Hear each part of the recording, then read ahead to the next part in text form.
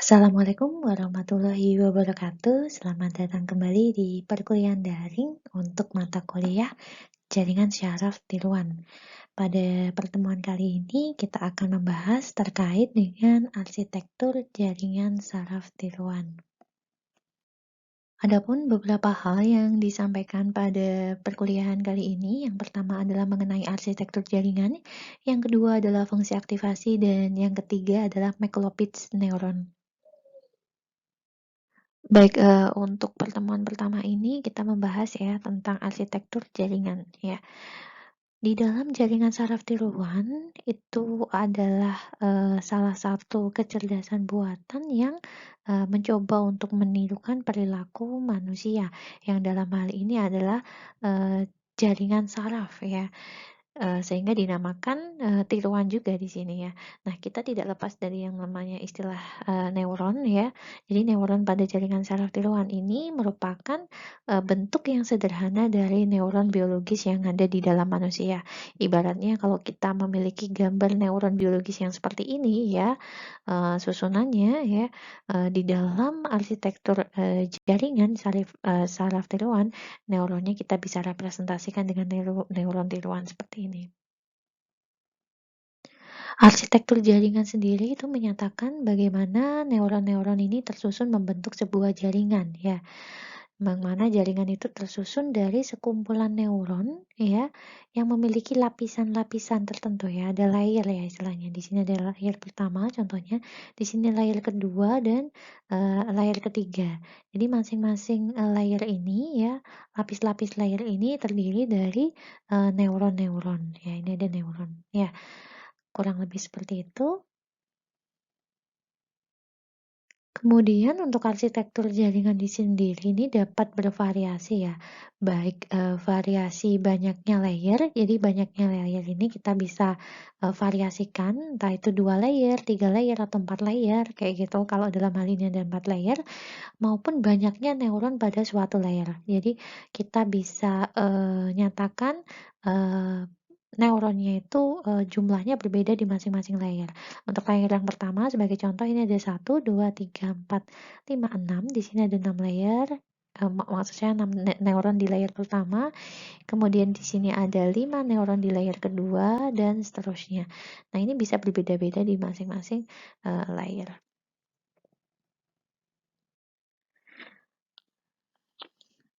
Kemudian neuron sendiri akan terhubung ke semua neuron lain yang berada di sebelah kanannya ya. Di sini misalkan ada contoh untuk layer pertama ya, di sini ada neuron ya, ini akan terhubung ke setiap neuron ya, ke semua neuron yang ada di sebelah kanannya ya, seperti di layer kedua ya, dan seterusnya ya. Jadi di sini untuk setiap neuron akan terhubung ya, di sini ya. Nah, ini seperti ini.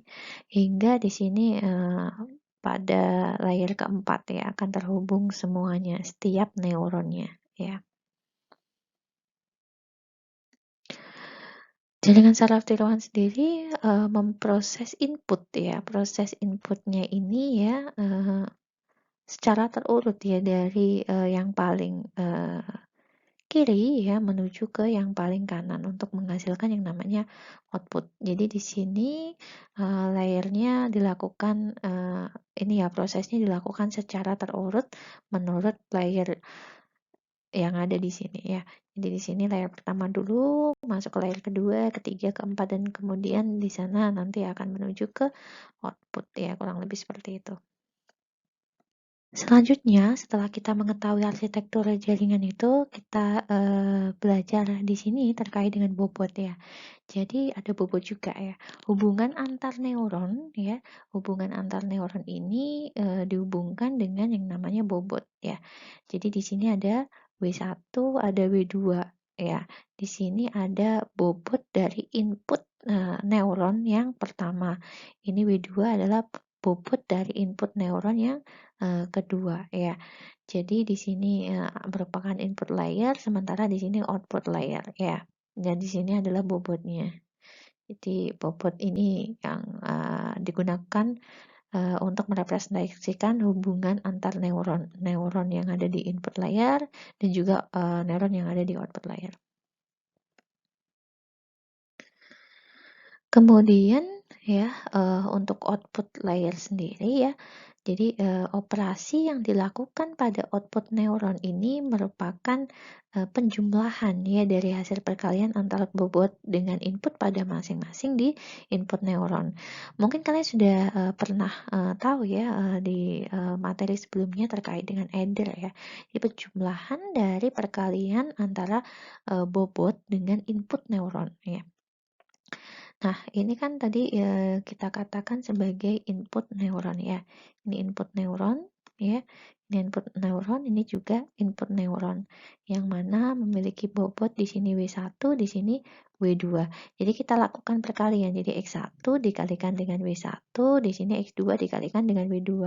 Kemudian ada yang namanya Y-in ya. Y-in ini digunakan untuk menjumlahkan ini ya, antara bobot ya dengan input neuron. Jadi ini dijumlahkan.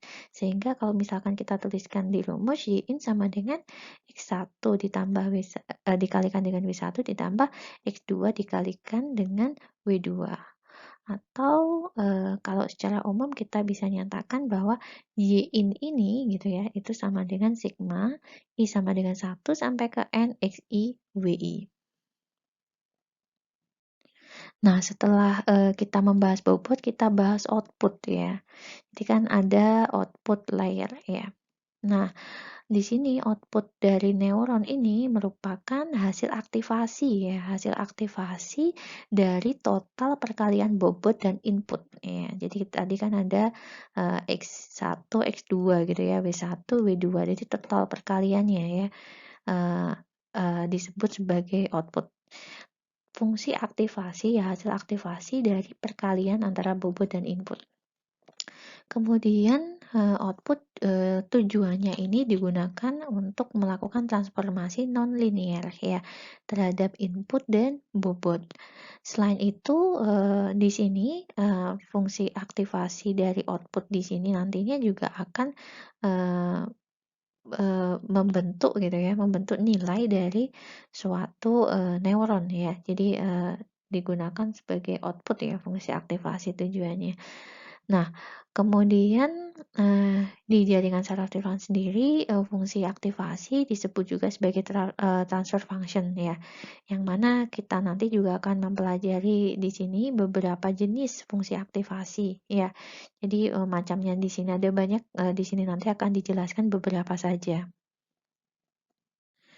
Nah, ini untuk fungsi aktivasinya ya di sini terdiri dari ini tadi Y-in ya, Y-in yang kita dapatkan dari penjumlahan antar perkalian input neuron dengan bobotnya ya.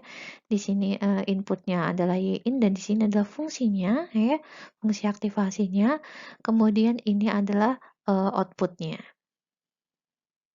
yang akan menjadi nilai aktivasi dari outputnya nanti. Kemudian kita akan membahas fungsi aktivasi yang pertama. Nah, ini ada fungsi identitas ya, identity function, yang mana kalau misalkan kita representasikan dalam bentuk garis untuk outputnya ini nanti seperti ini ya, bentuknya seperti garis linear, yang mana kita bisa representasikan bahwa outputnya Y itu sama dengan Y input, berarti ini outputnya itu sama dengan perkalian dari input neuron ditambahkan dengan perkalian input neuron dengan bobot ya, penjumlahannya itu ya, itu Y inputnya. Jadi ini sebagai output untuk fungsi identitasnya. Kemudian yang kedua adalah fungsi aktivasi yang merupakan biner ya, atau binary ya di sini ya.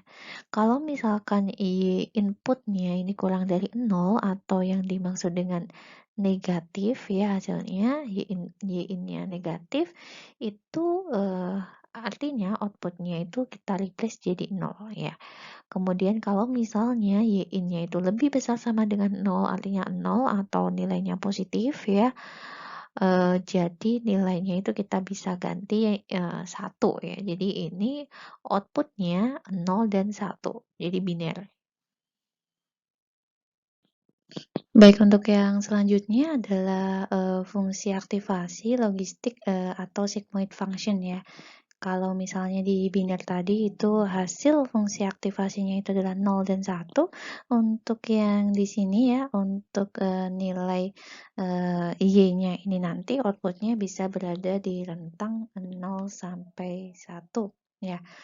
Jadi untuk rumusnya sendiri ya, di sini fungsi aktivasi untuk sigmoid ada 1 dibagi dengan 1 ditambah eksponensial minus Y in ya, Y input.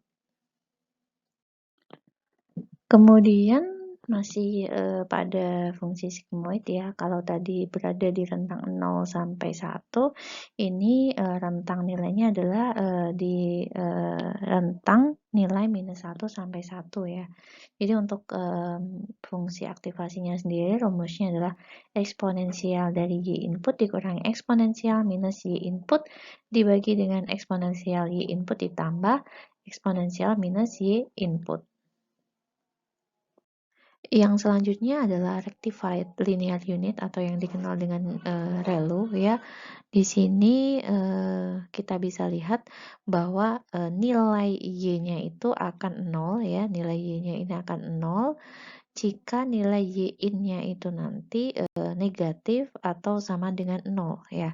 Ketika Y in-nya itu nanti lebih dari 0, maka Y itu sama dengan Y in. Jadi kayak fungsi identitas yang sebelumnya ya. Ketika Y in-nya ini lebih dari 0. Ya, itu tadi hanya beberapa fungsi aktivasi yang kita bahas ya pada pertemuan kali ini. Untuk kedepannya, kalian bisa mempelajari sendiri beberapa jenis fungsi aktivasi yang lain yang ada di dalam paper atau jurnal-jurnal ilmiah gitu ya, yang nantinya bisa kalian coba sendiri gitu ya, atau pelajari lebih lanjut sehingga kalian bisa mendalaminya. Bisa digunakan untuk skripsi ataupun mengerjakan project yang lain yang terkait dengan hal ini. Baik, untuk selanjutnya di sini ada McCulloch-Pitts ya. Masih ingat ya tentang lini masa jaringan saraf tiruan? Yang pertama kali ya jaringan arsitektur yang muncul itu adalah McCulloch-Pitts ya. Di sini didefinisikan bahwa jaringan ini, arsitektur ini merupakan model jaringan saraf tiruan yang pertama kali ya. Jadi arsitekturnya yang membedakan ya dari tahun ke tahun. Kalau kita lihat di sini McCulloch-Pitts terdiri dari dua orang yang menciptakan jaringan ini ya. Kalau dilihat dari paper aslinya yang berjudul A Logical Calculus of the Ideas Immanent in Nervous Activity, di sini ada McCulloch dan Pitts ya, namanya McCulloch-Pitts. Nah, jaringan McCulloch-Pitts ini karena dia jaringan yang sangat sederhana ya, dari dia merupakan jaringan yang single neuron ya. Fungsi aktivasi yang digunakan ini adalah fungsi biner ya, binary step function ya. Dan bobotnya ditentukan manual ya, yang mana ini tidak memiliki algoritma pembelajaran ya, yang tidak seperti yang akan kita pelajari untuk beberapa materi ke depan ya terkait dengan masalah update bobot ya. Jadi di sini dia merupakan jaringan yang single neuron yang sangat sederhana, terdiri dari input layer dan output layer ya. Di sini input neuronnya ada X1, X2, kemudian di sini ada bobot ya, sama bobot W1, W2. W1 merupakan bobot dari input neuron X1 dan W2 adalah bobot dari input neuron X2. Yang di sini Y-nya ya, outputnya kita bisa definisikan sebagai misalnya nilainya akan 0 jika Y in-nya ini kurang dari theta ya. Theta di sini adalah batas ambang ya, batas ambang atau bisa disebut sebagai threshold ya, seperti itu. Nah, ini threshold ini nanti kita bisa tentukan ya sesuai dengan kebutuhannya dan kepentingannya. Akan bernilai 1 jika ini lebih besar sama dengan thresholdnya ya, atau tetanya ini. Kemudian kita akan coba untuk masuk ke sini ya, menerapkan jaringan McCulloch-Pitts yang sederhana ini tadi di masing-masing logika ya. Kita bisa menggunakan beberapa pengaplikasian logika ini untuk mengenali masalah sederhana ya.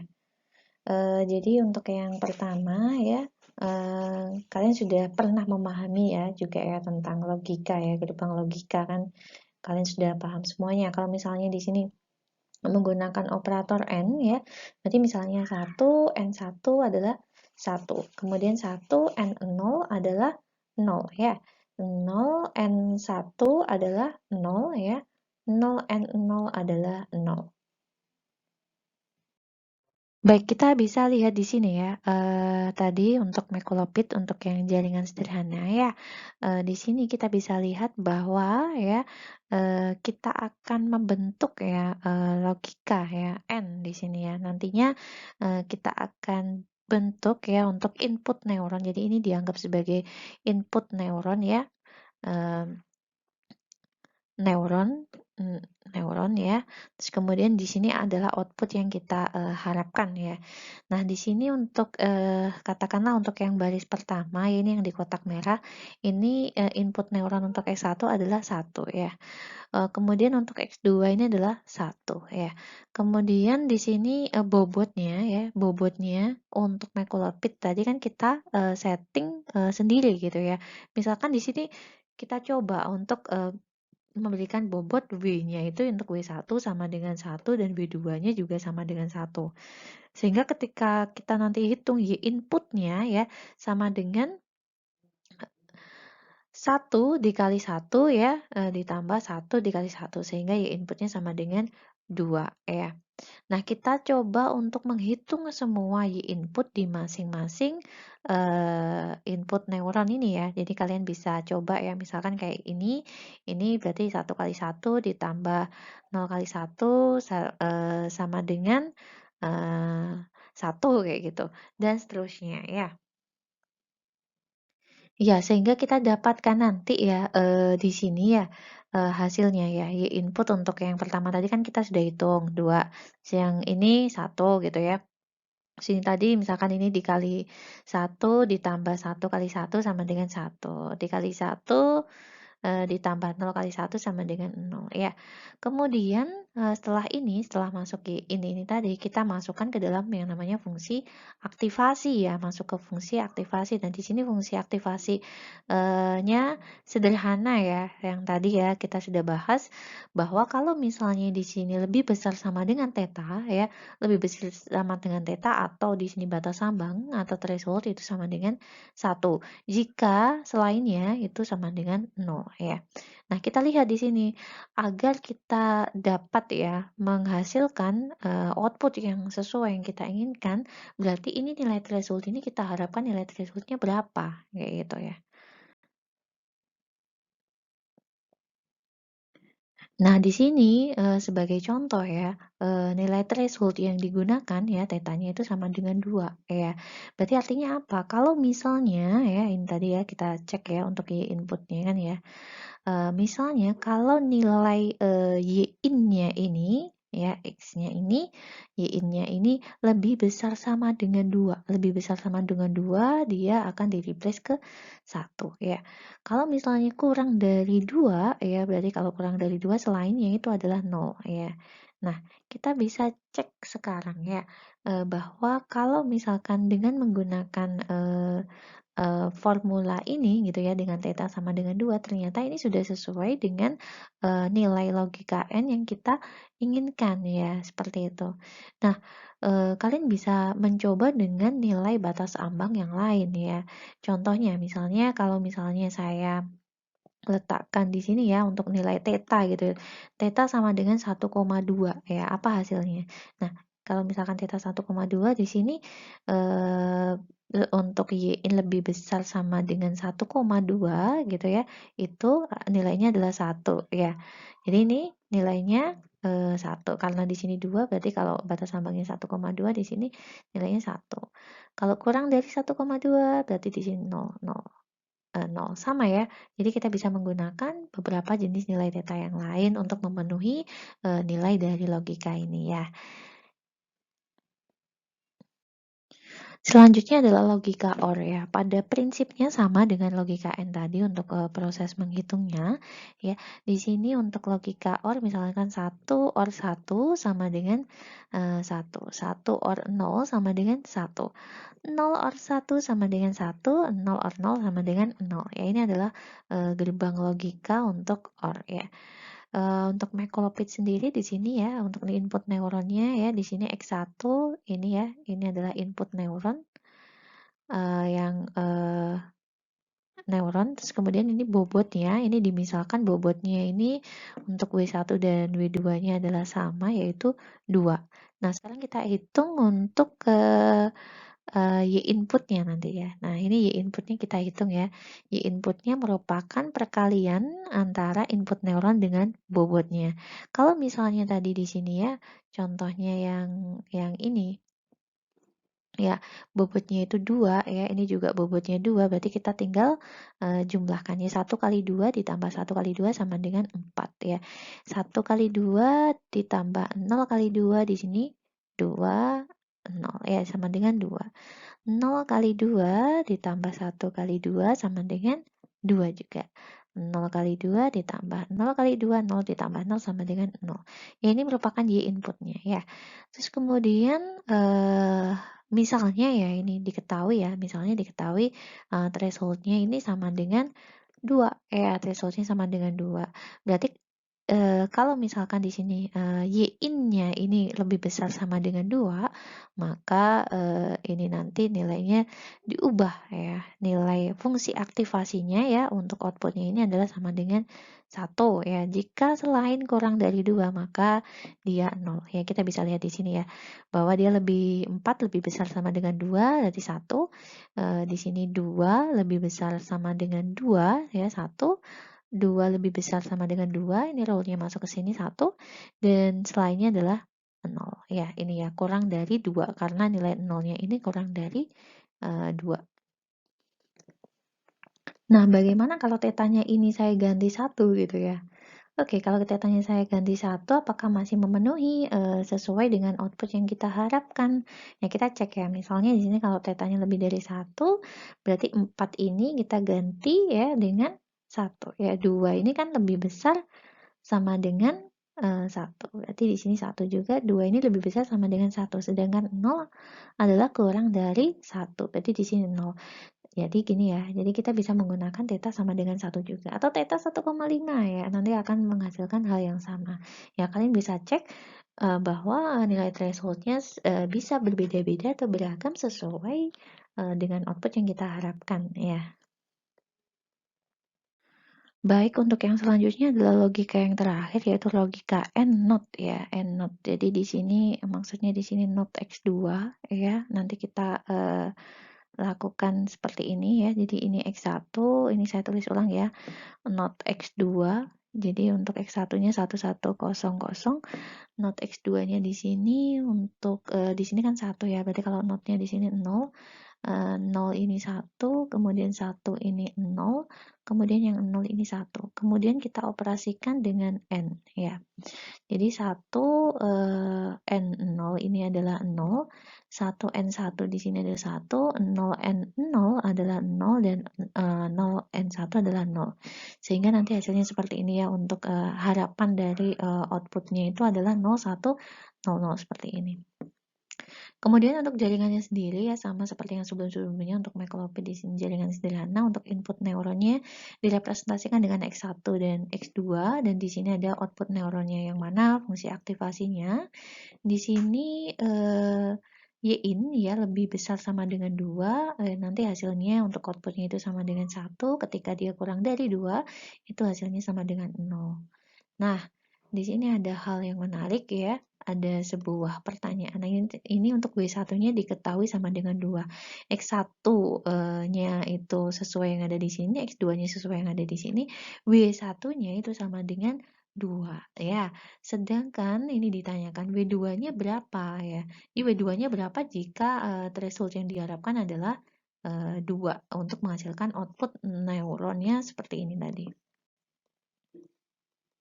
Nah, ini sebagai contoh ya pemisalannya untuk W2-nya ya. Di sini W2-nya itu kita asumsikan ya, misalkan kita buat -1 apakah memenuhi sesuai dengan hasil yang diharapkan ya. Jadi di sini kita bisa kalikan dengan X1 kali W1 ya, dan W2 kali X2 kali W2 ya. Untuk ini dikalikan dengan 2, ini kalikan dengan 2, ini kalikan dengan 2, ini kalikan dengan 2. Sementara di sini kita coba kalau dikalikan dengan -1, ini -1, ini -1, ini -1 ya. Di sini 1 kali 2 ya. 1 ditambah gitu ya, 1 kali -1 sama dengan 1 ya. Karena di sini kan -1. 1 dikali 2 ya, ditambah 0, 2. 2 di sini ada 0 ya, 0 plus -1 ya, di sini -1. Kemudian di sini tadi 0 plus 0 ya, sama dengan 0. Kemudian tadi threshold-nya adalah lebih besar ya, kalau misalkan dia itu lebih besar sama dengan 2, maka dihitung 1 gitu ya. Outputnya adalah 1. Ketika dia kurang dari 2 itu adalah 0 gitu ya. Jadi kalau lebih besar sama dengan 2 itu Y-in-nya itu kita ubah jadi 1, kalau misalkan selainnya itu adalah 0. Jadi sehingga di sini kita bisa cek ya, kalau misalkan di sini kan Y-in-nya kan lebih besar sama dengan 2 ya, berarti ada kan ya di sini berarti 1, selainnya adalah 0, 0, 0. Nah, ini memenuhi ya. Kalau misalnya W2-nya sama dengan -1, di sini kita bisa lihat bahwa ini memenuhi sesuai dengan output neuron yang kita harapkan. Nah, sekarang kalian bisa coba kira-kira W2-nya ini kita bisa buat angka berapa lagi gitu. Apakah memang bisa kita ubah ke dalam bentuk angka yang lain? Kalian bisa mencoba untuk menganalisis lebih lanjut. Baik, kurang lebih itu yang bisa saya sampaikan terkait dengan arsitektur jaringan saraf tiruan. Terima kasih atas perhatiannya, semoga bermanfaat. Sehat selalu. Wassalamualaikum warahmatullahi wabarakatuh.